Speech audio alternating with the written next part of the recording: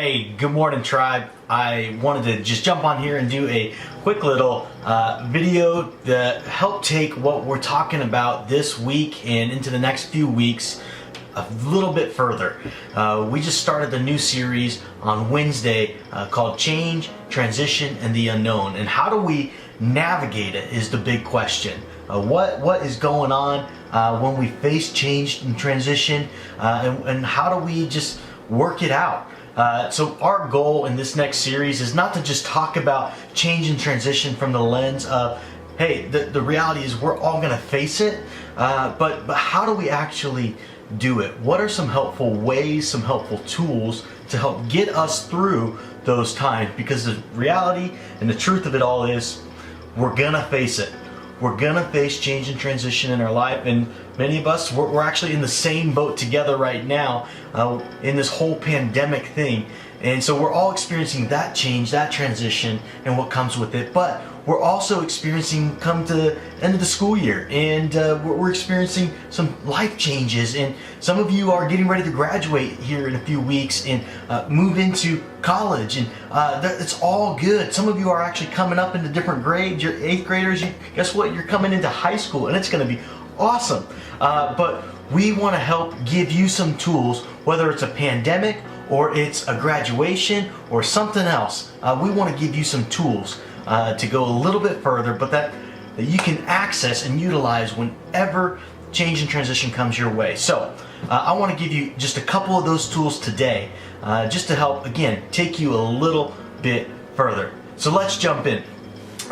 One of the big things that we talked about in our first message is the reality of our thoughts and our emotions. And we talk a lot about this here at Tribe, but here's what I want to give you as your first tool, is to take note of your emotions.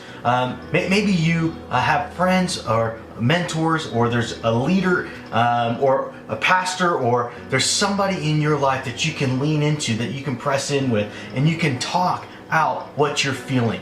Here's the reality. We want to recognize what we're feeling in times of change and transition, especially because what we feel impacts what we think, and what we feel also impacts what we do, how we behave. And ultimately our behavior really does matter because it informs what it is we believe. And so how good is it for you to process your emotions? Do you do that well? Is that something that you're comfortable with? Is that something that you know how to do? Well, here's a simple way that you can. I want to encourage you, maybe you grab a journal like this and you grab a pen.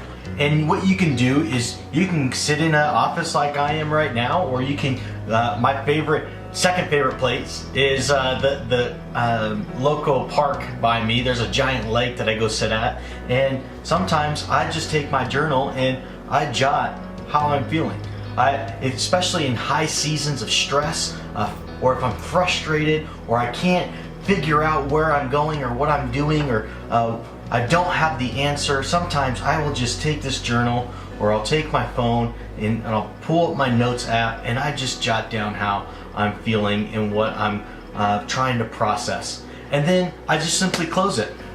And I don't have to have all the answers is the point, and neither do you. But sometimes me throwing stuff down, it gets it out of my head and it gets it out of my heart, and it gives me permission to let it be. And so I get hands off and I keep that on my shelf, and I let that be done.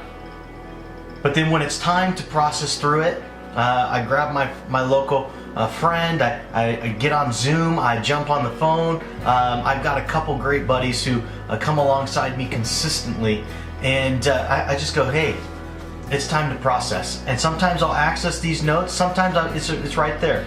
But it's an easy way for me to take note of them, literally, but to also give me permission to surrender them. Second, maybe one of the things that you need in times of seasons that are of change and transition is simply people who love you.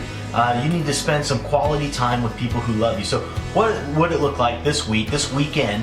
You grab some friends, even if it's over Zoom, or you grab your family and you do a family game night, or you guys just ask a couple questions, get to know your family a little bit. Maybe you come up with 5 to 10 questions that you ask your parents or you ask some of your siblings about who they are and their story and how they came to become who they are today.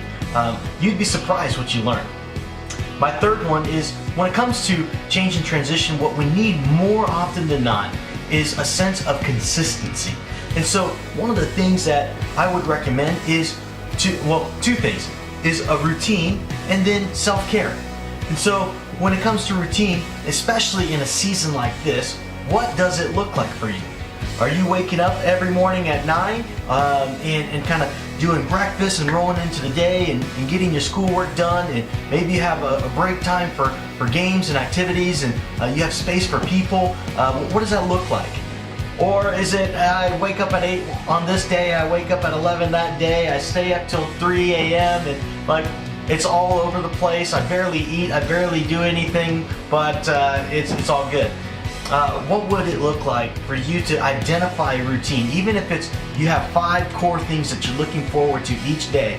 I think it would be incredible for you in your health in this season, as you are working through some of the change and transition, is to identify what things that you can look forward to, because it gets you again out of your head and allows you to focus on what you know to be certain.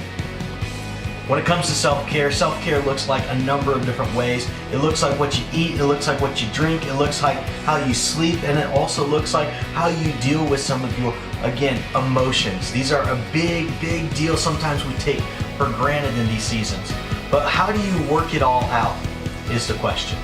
You know, I talk about the park a lot, but the park is a safe haven for me. So sometimes I'll actually jump on my bike if I'm frustrated or I can't figure something out, or I have a lot more questions and answers, and, or I just need some space. I'll jump on the bike, I'll head to the park, and I'll sit there and I'll watch the water from the fountain on the lake lap and fall on the water, and it's awesome. But it's a sense of self-care for me.